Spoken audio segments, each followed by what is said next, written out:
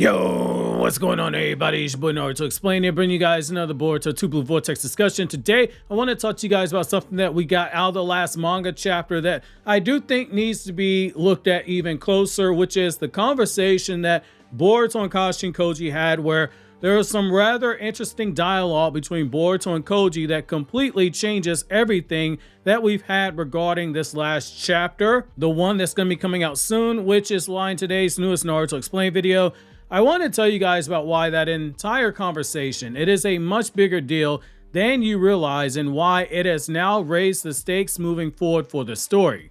Also, as a quick reminder, the chapter drops officially on the 20th. By the time you guys are seeing this, hopefully the audio for the chapter review will be in the hands of the chapter review editor, so we can jump into the chapter because there's a lot to unpack in it. However, that depends on when we get the full scans that are leaked. As of this recording, that has not happened. So whenever the full pages leak out for the chapter, factor in 2 days after that, because we want to maintain the quality you guys have gotten from the 2 Blue Vortex reviews. We don't necessarily care about being the first one out, but we do care about maintaining the quality of the edits for the 2 Blue Vortex chapter reviews. We're very proud of those. I thank you in advance for your patience as well as for your understanding. So the moment in Boruto 2 Blue Vortex chapter 21 where Yodo dies and is confirmed to have died according to Boruto, and how all this was used to push Sarada into awakening her Mangekyo Sharingan consciously, it is one of the most thematically rich and narratively satisfying choices that the manga has done in a very long time, in my opinion. Here's what we're going to do now. We're going to break down why killing Yodo off during this arc was the right move to make and how it significantly raises the emotional and the thematic and the philosophical takes, which for those of you guys who joke about Buddhism Explained, that's none of that in this video. However, here's where you got to start. It's the raising of the stakes with a permanent loss. Killing Yodo, a next generation character who is just starting to shine, it sends a powerful message that nobody is safe. Not all dreams get finished and accomplished. She had clear feelings for Shinki, she'll never get to confess them now. Not even allies introduced in this current arc are safe. The choice, it accomplishes several things at once. Obviously, the Weltsmerch situation that we just talked about. Longtime viewers of the channel, you know exactly what I mean when I say Weltsmerch. For those of you guys who are new, Weltsmerch is basically a literary term that we use when we say that the story has created something where you begin bargaining against the story, saying if this happened then this wouldn't have happened, and things of that nature. Very simplified, but we're gonna skip over the rest of that because I don't want to drag the video down. So here's why this entire thing works. It grounds the conflict itself. We're no longer in the training or the setup phase of the story. This is essentially a war that has begun against these Shinju. It shows the lethality of the Shinju, especially Ryu, who is portrayed early on as being unstoppable. Even with shinobi teamwork, characters will die. For all intents and purposes, if we take what Boruto said to be correct, this is basically akin to Asuma dying.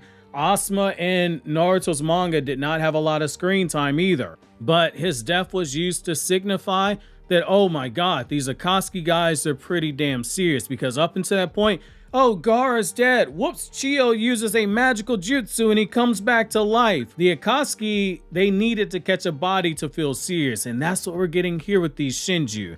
Yodo's death is not just for shock value, it matters. She died giving meaning with her final act by pushing Sarada to awaken a long dormant power that the story's been holding back for literally years, both in universe as well as in the real time that the story has passed by since Boruto Naruto Next Generations ended in 2023. Also, this is a worthy homage, in my opinion, to what we had with Akira Toriyama and the Super Saiyan 2 parallel. So here's the thing, Yodo's speech to Sarada and her death, it closely echoes that iconic Android 16 speech from Dragon Ball where Gohan witnesses 16 being crushed by Cell and a 9-year-old Gohan explodes into Super Saiyan 2. The parallels, they're unmistakable. A calm, introspective character dies with a final plea. asking the protagonist to tap into a slumbering power in order to protect the future. The moment, it is deeply emotional and it is inspiring, not just for the character, but for the audience itself, especially when you factor in this next point. That chapter's timing on the anniversary month of Toriyama's death, it makes the homage all that more poignant. It doesn't feel like fan service. It feels like a respectful narrative torch passing from the manga that defined generations of manga to trying to define this one. As Ikimoto himself has said, and as I was saying for years before he even said it, when you read Boruto's manga, it's paneled a whole lot closer to how Akira Toriyama did Dragon Ball than even Dragon Ball Super, and most importantly, it's paneled a lot more like Dragon Ball than it is paneled like a Naruto story, for better or for worse. It is a superior reawakening for Sarada's Mangekyo Sharingan. This is why this matters. Sarada's original Mangekyo Sharingan awakening in the base Boruto timeline, so from Boruto Naruto Next Generation Chapter 80, it felt emotionally strong. It was very emotionally strong, but it was thematically confusing to a lot of fans, a lot of casual fans, that because Naruto as a franchise has been over for 11 years now, and because it's been 8 years since Naruto Shippuden ended, as is the case with a lot of series that have that much gap between them, a lot of stuff ends up getting forgotten by very casual fans. Even though Sarada's Mangekyo Sharingan Awakening wasn't a retcon, like we had people saying, there were some problems with it in terms of how it was received. It came during that omnipotent shift that was going on, a concept that many readers didn't fully grasp at the time. And being honest, even though Boruto's manga has told us like 900 different ways how omnipotence works, I still get comments at least once a day where I have to clarify for somebody that is confused as to how Amato could figure out that Kawaki was not Naruto's kid, but Shikamaru had to be beat over the head for it. Omnipotence Explained video, watch that if you haven't already. But because you had that problem, and because her despair, it was internal and it was abstract, the world forgetting about Boruto, her father's threat and promise to kill Boruto, and Naruto's announced death, there was a lot going on in this moment, and I think that led to a lot of the confusion that you had. So this is why that second reawakening that we just got was something that was needed. That's why Yodo needed to die here. This second awakening, if you will, gives a lot of fans that more traditional Uchiha moment that a lot of them are craving. A direct witnessing of death. Like Sasuke witnessed Itachi dying, but again, Sasuke saw Itachi die, did not awaken Mangekyo Sharingan right then and there. It was delayed because it was the combination of Itachi dying, learning about the Uchiha clan, learning about how Konoha used Itachi, and all that trauma that came with that caused Sasuke to awaken the Mangekyo Sharingan afterwards. However, with Itachi, when he saw Shisui die, that caused him to awaken it right there on the spot. When Obito saw Rin die, that caused her to awaken it right there on the spot. And those are the moments that a lot of people are more associated with when it comes to the Mangekyo Sharingan, because it's, as I like to say, Sage Mode and Super Saiyan effect, where people, they equate different literary things that happen in a story or literary concepts in a story with the most iconic use of it. Sage Mode, people think of Naruto versus Pain. So when they see Naruto in Sage Mode, they incorrectly think he's only as strong as Sage Mode Naruto. Same thing with Super Saiyan. They see Goku go Super Saiyan. Oh, he's as strong as he was in the Namek Saga. Very casual, normie way of looking at things. However, this is what we have here with Sarada. It is an immediate and it is a emotional trauma, and it is combined with the urgent need to protect others, which is why it works. It ties in Sarada's heroic will with her bloodline tragedy. It satisfies both the old school Naruto fans as well as the new fans, and it gives us both sides of what we were told directly caused the Mangekyo Sharingan. The Uchiha misunderstood what it takes to awaken it. This moment, it does not erase the original awakening. Instead, it builds on it. This is why it thematically works. This is why Yodo dying is so rich. her Sharingan first awakened out of that despair. Now it's evolving from loss, fury, and resolve, a full spectrum of Uchiha emotional triggers, because Sarada as an Uchiha has a deep capacity for love. Even though Yodo was merely a comrade, that still applies there.